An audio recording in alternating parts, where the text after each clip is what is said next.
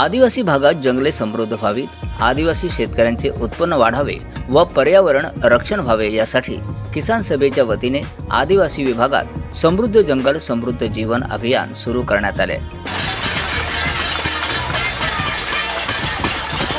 अकोले तालुक्यात या अंतर्गत हिरडा वृक्ष संवर्धन मोहिमेला चालना देण्याचा निर्णय किसान सभेच्या वतीने घेण्यात आला आहे। अकोले तालुक्यातील जंगल विभागात विविध बहुवर्षीय वृक्षांच्या बरोबरच हिरडा ही औषधी वनस्पती आढळून येते।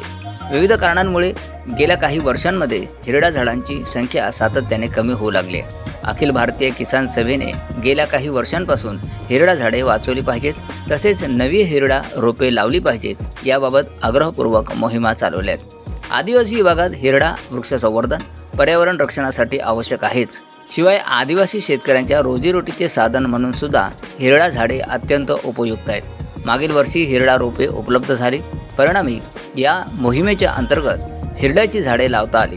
पुढील पावसाळ्यातही ही रोपे उपलब्ध व्हावीत यासाठी रोपे तयार करण्याचे नियोजन आतापासून करणं आवश्यक आहे। यासाठी नगर जिल्ह्यात वन विभागाच्या वतीने वन विभागाच्या सर्व रोप वाटिकांमध्ये हिरडा रोपे तयार केली जावीत व वनांमध्ये तसेच शेतकऱ्यांच्या बांधांवर ज्या भागात हिरडा येतो तेथे हिरडा रोपे लागवडीचे नियोजन व्हावे अशी मागणी किसान सभेने वन विभागाकडे केली आहे।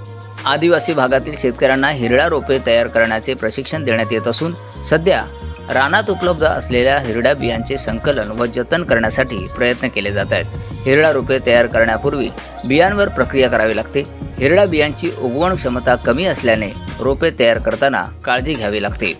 किसान सभेच्या वतीने यासाठी गाववार प्रशिक्षण कार्यक्रम घेण्यात येतोय। हिरडा वृक्ष लागवड व संवर्धनाबरोबरच पर्यावरण रक्षण व आदिवासी शेतकऱ्यांचे उत्पन्न वर्धनासाठी इतरही उपाय किसान सभेच्या वतीने करण्याचे नियोजन करण्यात येत आहे।